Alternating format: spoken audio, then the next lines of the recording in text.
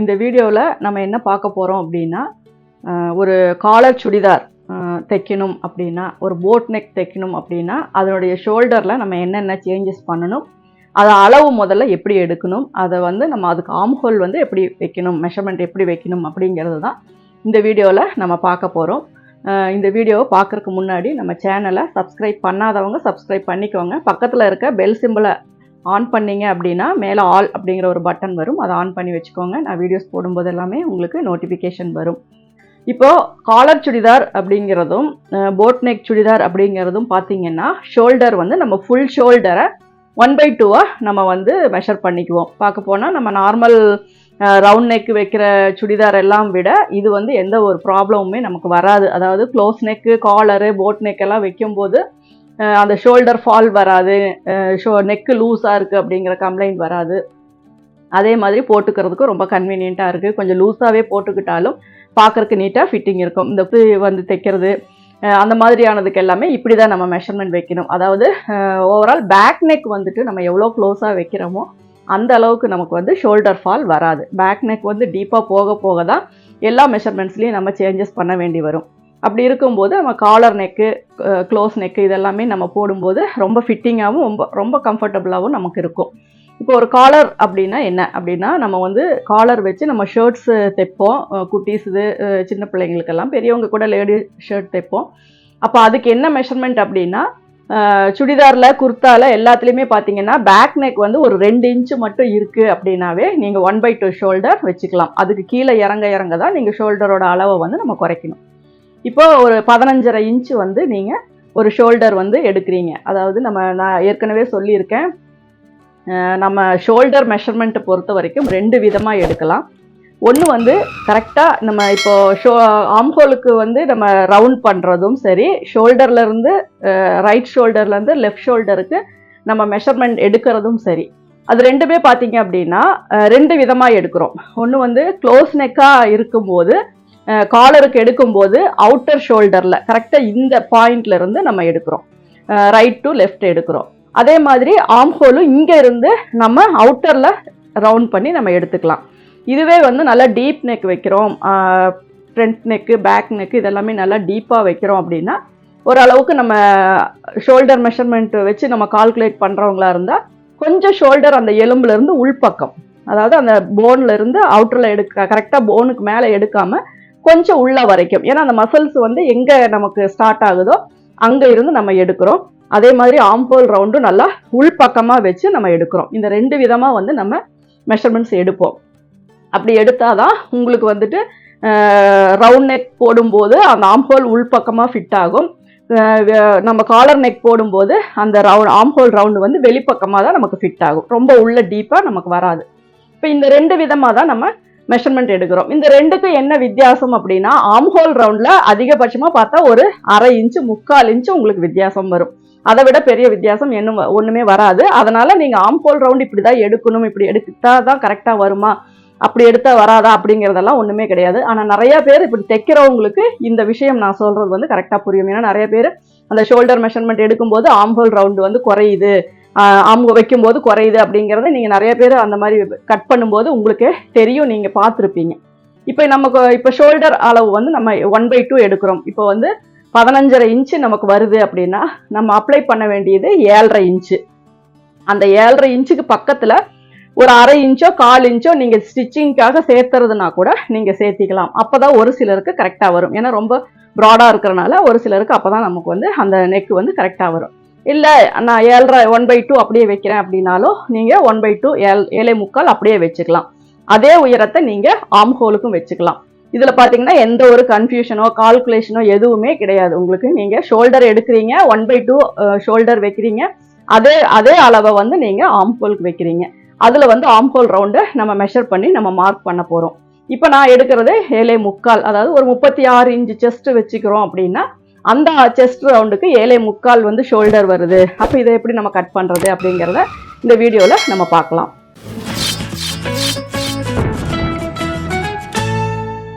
எப்பவும் போல் நம்ம கிளாத்தை வந்து ஃபோல்டு பண்ணிக்கலாம். எப்போ ஃபோல்டு பண்ணாலும் இது வந்து பிசுறு இருக்க பார்க்கும், அதாவது ஃபோல்டிங் இல்லை, இது வந்து ஓப்பன், இது வந்து அவுட்டர் ஃபோல்டு. இது வந்து இன்னர் ஃபோல்டு, இதுவும் செல்வெஜ் அரைப்பகுதி. இது அதாவது பிசுறு வரும். இது வந்து நம்ம கரெக்டாக ஸ்ட்ரைட் பண்ணி லைன் போட்டுக்கலாம். இது எக்ஸஸாக இருக்கிறத நம்ம கட் பண்ணிக்கலாம். இப்போ அவுட்டர் ஃபோல்டு அப்படின்னா ஃபஸ்ட்டு நம்ம நீல வாக்கில் 2ஆக மடிக்கிறோம், அதுக்கப்புறம் குறுக்க வாக்கில் மடிக்கிறோம். அந்த மடிப்பு வந்து ஒன்று மேலே ஒன்று இருந்துச்சுன்னா நம்ம அவுட்டர் ஃபோல்டுன்னு சொல்லுவோம், ஒன்றுக்குள்ளே ஒன்று இருக்கிறது இன்னர் ஃபோல்டுன்னு சொல்லுவோம். அவ்வளோதான். இதில் ரொம்ப பெரிய இதெல்லாம் ஒன்றுமே கிடையாது. இப்போ இதில் இருந்து நீங்கள் இந்த லைன் எப்போவுமே கீழே ஒரு லைன் போடும்போது ஒரு 1/2 இன்ச்சுக்கு கொஞ்சம் ஸ்லான் பண்ணிக்கோங்க. இது நான் நிறைய வீடியோஸில், ஏன்னா நீங்கள் மடித்து தைக்கும் போது கார்னர் இப்படி இறங்கிட்டு போயிடக்கூடாது, அதனால் ஒரு 1/2 இன்ச்சுக்கு இங்கே மேலே நம்ம இப்படி லைன் போட்டுக்கலாம். இப்போ இங்கேருந்து உயரம் வந்து நான் மார்க் பண்ணுறேன். ஒரு 39 இன்ச்சு உயரம் வைக்கிறேன். இப்போ இது வந்து லைனிங் மெட்டீரியல். என்ன மெஷர்மெண்ட் நம்ம பாடியில் எடுக்கிறோமோ அதை வந்து நம்ம அப்படியே நம்ம அப்ளை பண்ணலாம். இப்போ 39 வைக்கிறேன். இந்த 39லேருந்து இங்கே 7.25 வைக்கிறேன். அதே 7.25 கீழே ஆம்ஹோலுக்கு வைக்கிறேன்.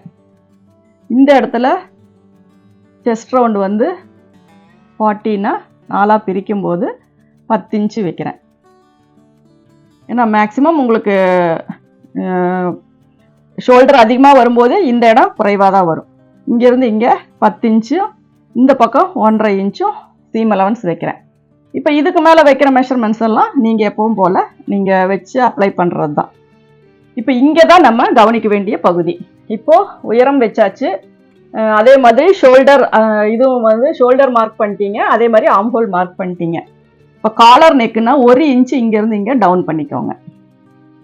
இங்கேருந்து இங்கே காலரை பொறுத்து நெக்கோட அகலம் வைங்க. நல்லா க்ளோஸாக இந்த நெக்கு ரவுண்ட் சுற்றி வரணும், காலர் வந்து ஸ்டாண்டப்பாக வரணும் அப்படின்னா இங்கே வந்து நீங்கள் 2.25 வச்சா போதும்.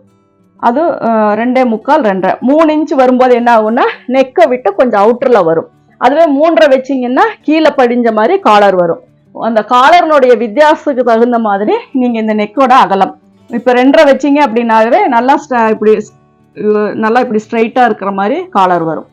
அதுவே இன்னும் கொஞ்சம் நீங்கள் இதாக வச்சுட்டீங்க அப்படின்னா இப்படி லைட்டாக இப்படி இதான மாதிரி வரும். அப்போ வந்து இது வந்து ஸ்டாண்டிங்காக இருக்க மாதிரி இருக்கும், இது கொஞ்சம் இப்படி ஃப்ளாட்டாக இருக்க மாதிரி இருக்கும். அப்போ அதுக்கு தகுந்த மாதிரி நீங்கள் இந்த இடத்துல காலருக்கு வந்து மார்க் பண்ணிக்கோங்க. இப்போ இங்கே ஷோல்டர் அந்த கழுத்து அகலத்தில் இருந்து இந்த இதுக்கு ஸ்லாண்டிங்கை ரவுண்ட் போட்டுக்கோங்க. அதுக்கப்புறம் இந்த இடத்துல மட்டும் நம்ம ரவுண்ட் பண்ணிக்கலாம். இப்போ இந்த இடம் வந்து நமக்கு 15.5 வரணும் அப்படின்னா இந்த 1/2 இன்ச்சை விட்டுட்டு இங்கே மெஷர் பண்ணி பார்த்தீங்க அப்படின்னா இந்த 15.5 சம்டைம்ஸ் வராது, ஏன்னா நம்ம ஆம்ஹோலினுடைய ரவுண்டு வந்து கொஞ்சம் குறையும். அப்போ வந்து இதில் ஒரு 7.5 இன்ச்சு வரும். அதுக்கப்புறம் ஃப்ரண்ட்டில் இருக்கிறது இங்கேருந்து நம்ம ஆம்ஹோல் டீப்பு கட் பண்ணிக்கலாம். இப்போ இது வந்து ஃப்ரண்ட்டு பேக்கு 2 இருக்கு. அப்போ பேக்கில் மட்டும் நம்ம என்ன பண்ணணும்னா இந்த இடத்துல ஒரு 1/2 இன்ச்சுக்கு இன்ச்சு வரும். ஏன்னா இங்கே இருக்கிறது வந்து நம்ம இந்த ஷோல்டர் ஜாயிண்ட்ல ஒரு 1/2 இன்ச்சு வரும், அதுக்கு கீழே ஒரு 1/2 இன்ச்சு, டோட்டலாக ஒரு 1 இன்ச்சுக்கு டவுன் பண்ணி ஒரு ரவுண்ட் போட்டு கட் பண்ணிக்கலாம். இது வந்து பேக் தட்டில். இப்போ ஃப்ரண்ட் தட்டில் என்ன பண்ணணும்னா இதில் ஒரு பாக்ஸ் போட்டுக்கோங்க 3.5 இன்ச்சுக்கு. இதில் வந்து நம்ம ரவுண்ட் பண்ணிக்கலாம். இதுக்கு எவ்வளோ ஓப்பன் உங்களுக்கு வேணும், இதில் என்ன மாடல் வேணும், இல்லை சம்டைம்ஸ் காலர் எல்லாம் வித்தியாசமாக வேணும் அப்படின்னா நீங்கள் வந்துட்டு பேக் தட்டில் மட்டும் அந்த நெக்கு மட்டும் கட் பண்ணால் போதும். ஃப்ரண்ட்டை பொறுத்த வரைக்கும் நீங்கள் எல்லாமே கேன்வாஸில் கட் பண்ணிக்கலாம். என்ன ஷேப் வேணும், என்ன நெக்கு வேணும் அப்படிங்கிறதுக்கு தகுந்த மாதிரி எதெல்லாம் என்னென்ன டிசைன் உங்களுக்கு நெக்கு வேணுமோ அதுக்கு தகுந்த மாதிரி அதை வந்து நம்ம ஃப்ரண்ட் நெக்கில் வந்து நம்ம கட் பண்ணிக்கலாம். இப்போ இதுவே போட் நெக்குனாலும் இதே சேஞ்சஸ் தான் வரும். அந்த வீடியோ வந்து நம்ம ஏன்னா ரெண்டையும் போட்டு கன்ஃபியூஸ் பண்ணிக்க வேண்டாம்.